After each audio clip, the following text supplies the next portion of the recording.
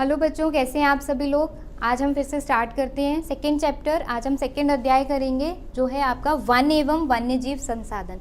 इतिहास हमने कर लिया है, अब हम भूगोल कर रहे हैं। एक अध्याय उसमें हो गया है आपका, ये दूसरा अध्याय है वन एवं वन्यजीव संसाधन। अगला प्रश्न पूछ रहे हैं आपसे, भारत के कोई दो पूर्वोत्तर के राज्यों के नाम बताने हैं हमें। भारत के कोई दो पूर्वोत्तर राज्यों के नाम बताइए जिनमें 60% से अधिक वन का आवरण है। एक तो हमें राज्यों के नाम बताने हैं, कैसे राज्यों के, कौन से राज्यों के, पूर्वोत्तर के राज्यों के। दूसरा हमें बताना है कि वहाँ पर 60% से अगर अधिक वन है तो क्यों है, उसके हमें कारण भी बताने हैं। जब हम इतनी बात लिखेंगे तब जाके हमारा जो प्रश्न है वो पूरा होगा। तो सबसे पहले तो पूर्वोत्तर के राज्य हमसे पूछे गए हैं, तो पूर्वोत्तर में हमारे पास कुल मिला के कितने राज्य हैं? 8 राज्य हैं। सबसे पहले सिक्किम, दूसरा अरुणाचल प्रदेश, तीसरा नागालैंड, चौथा मणिपुर, मणिपुर के नीचे मिजोरम, मिजोरम के नीचे त्रिपुरा, त्रिपुरा के ऊपर यहाँ पर मेघालय और बीच में असम। ठीक, तो कितने राज्य हो गए पूर्वोत्तर में? 8 राज्य। फिर से देखेंगे एक बार, सिक्किम, सिक्किम के बाद में अरुणाचल प्रदेश, अरुणाचल प्रदेश से नीचे नागालैंड, मणिपुर, मिजोरम, त्रिपुरा, मेघालय, आसाम। ये 8 राज्य हो गए। इसमें आसाम ऐसा है जो बाकी के ये जो 6 राज्य हैं इनसे क्या लगाता है? सीमा लगाता है। तो हमसे पूछ रहे हैं, कोई दो राज्य पूछे हैं जिनमें 60% से अधिक वन पाए जाते हैं।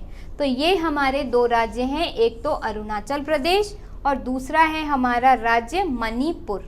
ठीक है, यहाँ पर 60% से अधिक वनों का आवरण है। तो पहली बात तो पहला प्रश्न हमारा यहाँ पे खत्म हुआ। अब दूसरा प्रश्न, क्यों है? 2 कारण बताने हैं। अब देखो, पहला कारण, सबसे पहला कारण है यहाँ पर इन राज्यों में वर्षा खूब होती है जो वनों के विकास में सहायक सिद्ध होती है। देखो, वर्षा अगर ज़्यादा होगी, वर्षा ज़्यादा होती है तो हम ये कहते हैं वन मतलब पेड़ पौधे ज़्यादा बढ़ेंगे, तो आपके जो वृक्ष हैं वो बड़े बड़े, और हमें वन कहाँ ज़्यादा मिलेंगे? जहाँ पे वर्षा ज़्यादा होती है। तो एक तो कारण ये है क्योंकि इन इलाकों में, अरुणाचल प्रदेश में, मणिपुर में, आपके मेघालय में, आपका चेरापूंजी तो यहीं पर है ना जहाँ सबसे ज़्यादा वर्षा होती है विश्व की।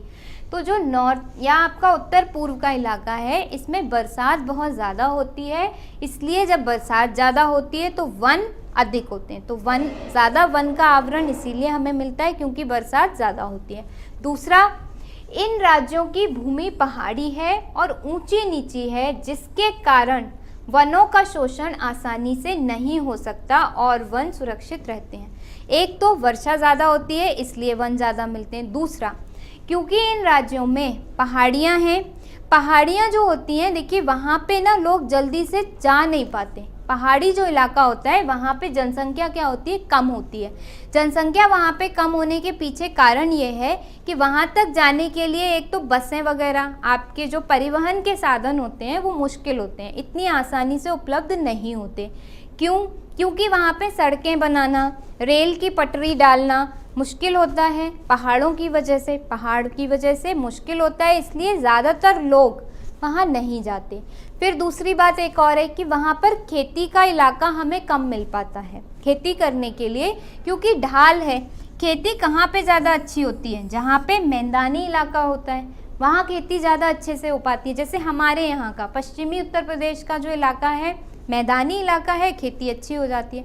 तो वहाँ जो आपके पहाड़ी इलाके हैं वहाँ पे जनसंख्या कम है। जनसंख्या जब कम है तो लोग कम है, लोगों की ज़रूरतें भी वहाँ पर क्या होंगी? कम होंगी। तो जो कम है तो जो वन बने हुए थे पहले से, जो बन गए, अधिक बारिश होने से विकसित ज़्यादा हुए, और अब जब लोग कम है तो कट भी कम रहे हैं, तो कम कट रहे हैं इसलिए आवरण वहाँ पे हमें ज़्यादा मिलता है। समझ में आया ये दूसरा पॉइंट भी? एक कारण वहाँ पे क्यों ज़्यादा है, क्योंकि एक तो बरसात ज़्यादा होती है, बरसात ज़्यादा होने की वजह से वन विकसित ज़्यादा होते हैं। दूसरा, पहाड़ी इलाका है, पहाड़ी इलाका है तो परिवहन के साधन कम हैं, लोग कम जाते हैं वहाँ पर, कम लोग बसे हुए हैं, तो इसलिए उनके जो बने हुए वन हैं वो कट नहीं पा रहे हैं, कम कट रहे हैं, तो इसलिए भी वहाँ पे वन का आवरण हमें ज़्यादा मिलता है। ठीक, तो ये दो आपके कारण हैं जिस वजह से वहाँ पर वन आवरण अधिक है। ठीक है, चलें आगे अगले प्रश्न पर। देखो, अगला प्रश्न हमसे पूछ रहे हैं, मानव क्रियाएं किस प्रकार प्राकृतिक वनस्पति जगत और प्राणी जगत के ह्रास की कारक हैं। ये होगा जगत, यहाँ पे आप लिखेंगे जगत।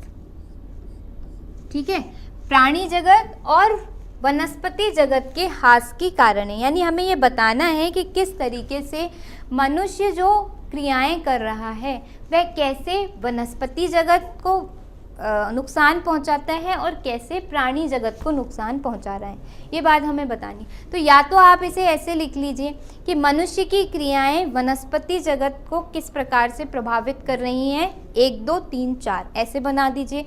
फिर नीचे लिख दीजिए मनुष्य क्रियाओं से प्राणी जगत पर पड़ने वाले प्रभाव, 1 2 3 4 ऐसे लिख लीजिए, या फिर जिस तरीके से यहाँ दिया हुआ है ऐसे लिख सकते हैं। आप पर निर्भर करता है, आप दोनों तरीके से उसको लिख सकते हैं।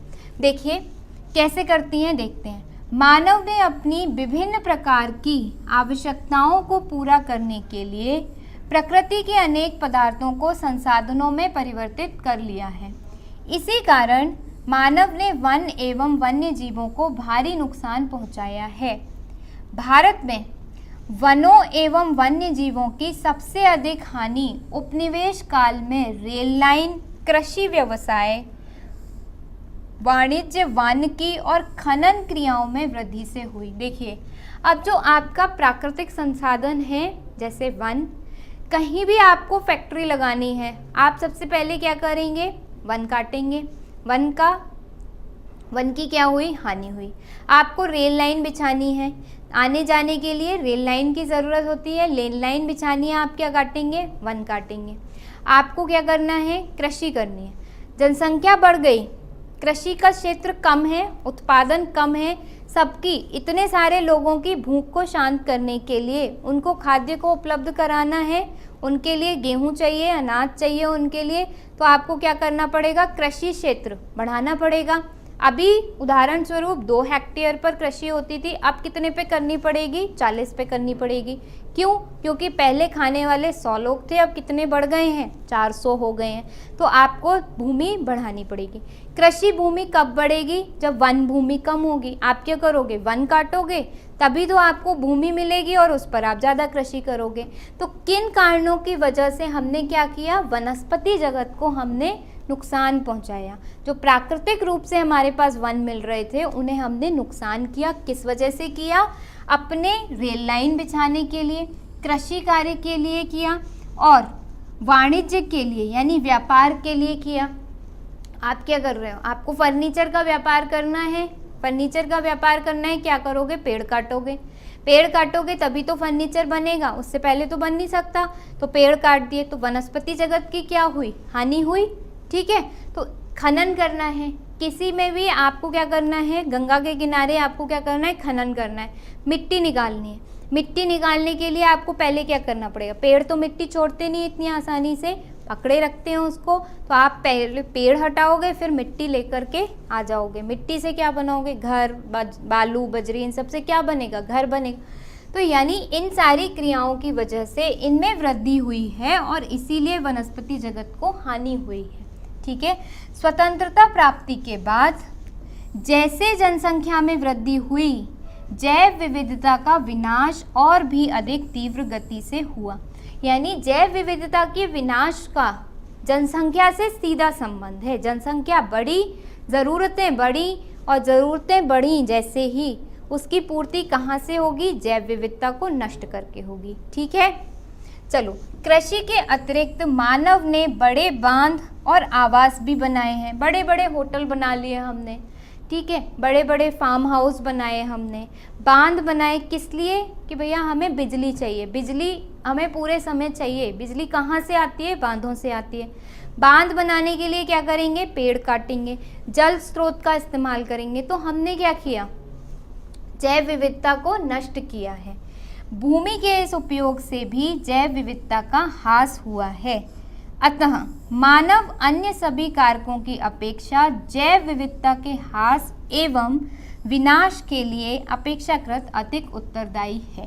ठीक, तो हमने ये देखा कैसे मानव क्रियाएं किस प्रकार प्राकृतिक वनस्पति जगत और प्राणी जगत के ह्रास की कारक हैं। तो इस तरीके से जो मानव क्रियाएं हैं वनस्पति जगत को ऐसे खत्म कर रही हैं और प्राणी जगत को कैसे, देखो प्राणी जगत के लिए कैसे खत्म हो रही हैं।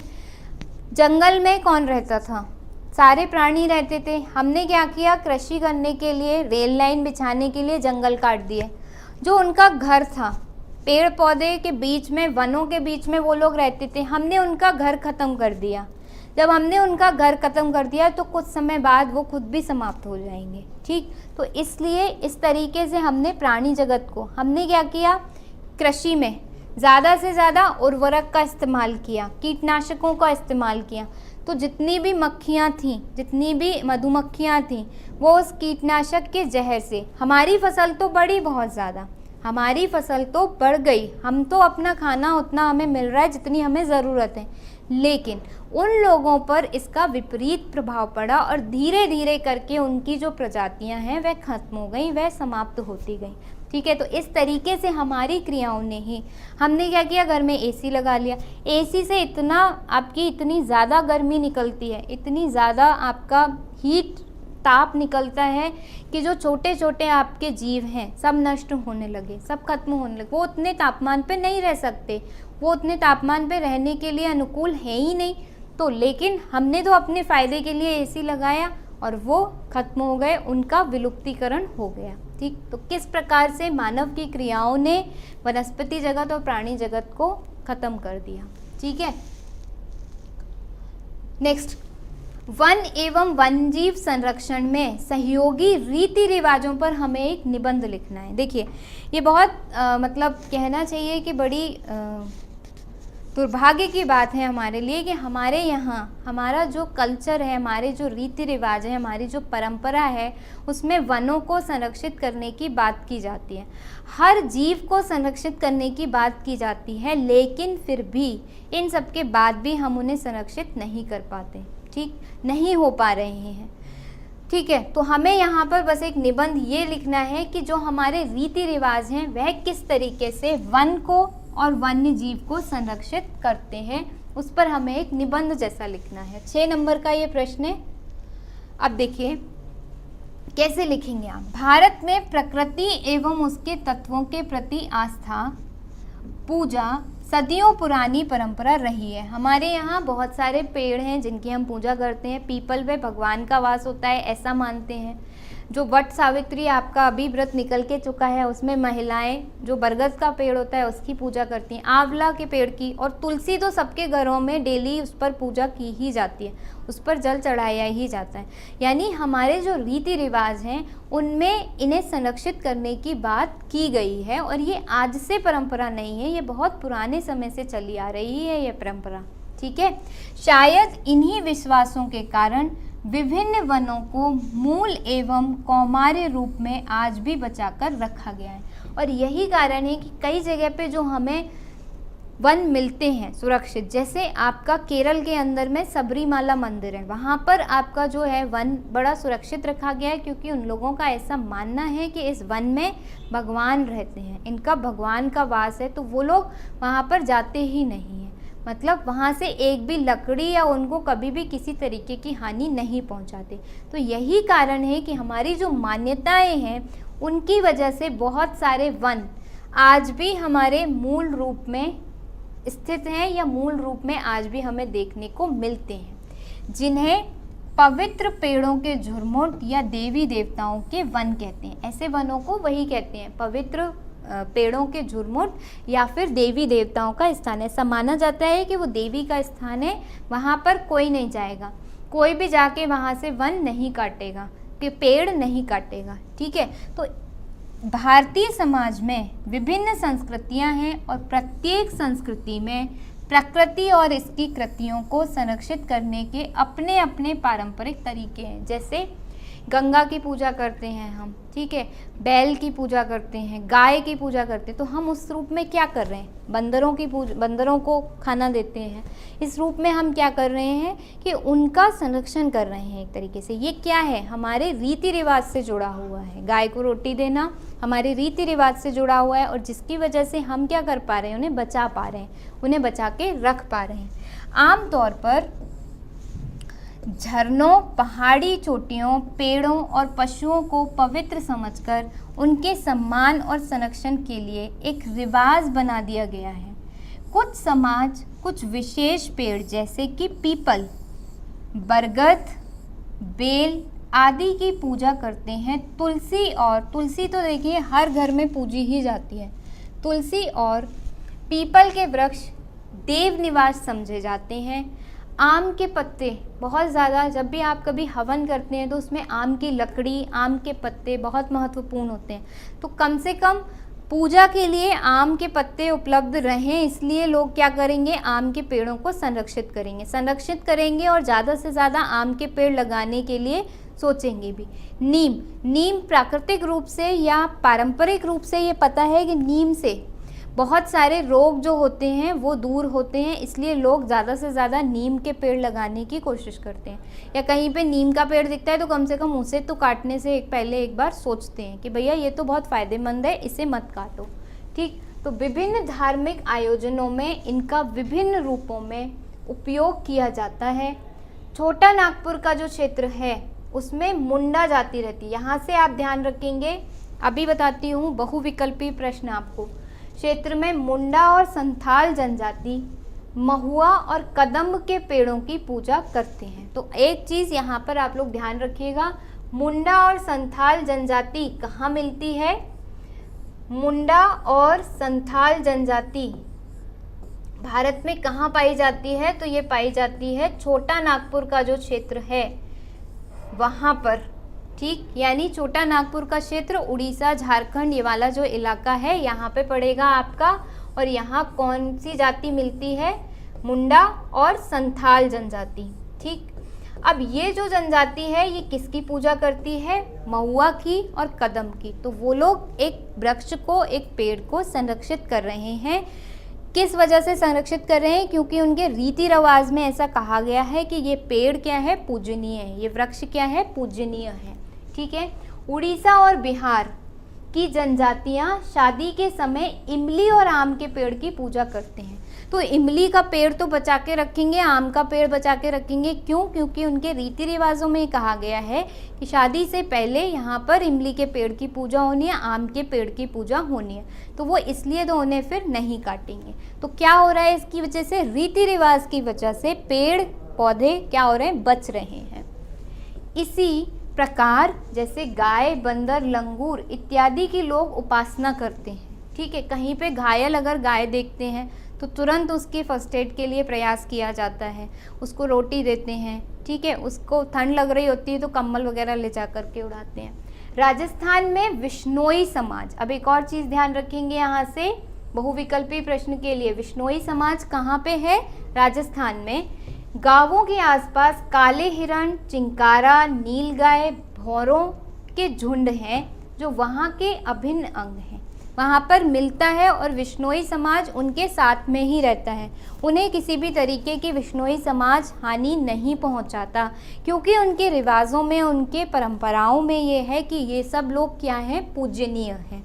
ठीक है, और इनका संरक्षण किया जाता है।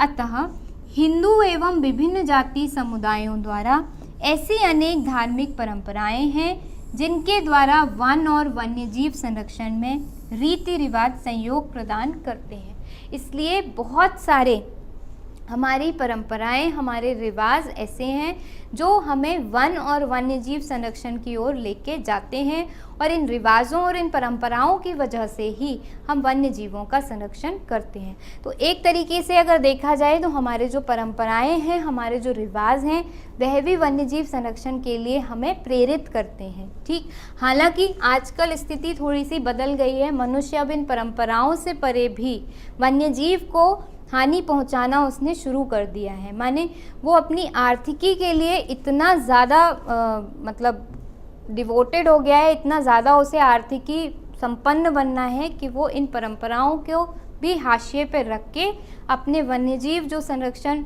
है उन्हें मतलब उनको कर देते हैं, वनों को हानि पहुंचा देते हैं। ठीक, चलिए यहाँ पे आपके आज के सारे प्रश्न कंप्लीट होते हैं, समाप्त होते हैं। मैं उम्मीद करती हूँ कि आप लोग लगातार अभ्यास कर रहे होंगे विद्या क्वेश्चन बैंक लेके, और जो भी यहाँ पे मैं आपको समझा रही हूँ उससे आपको लाभ हो रहा होगा।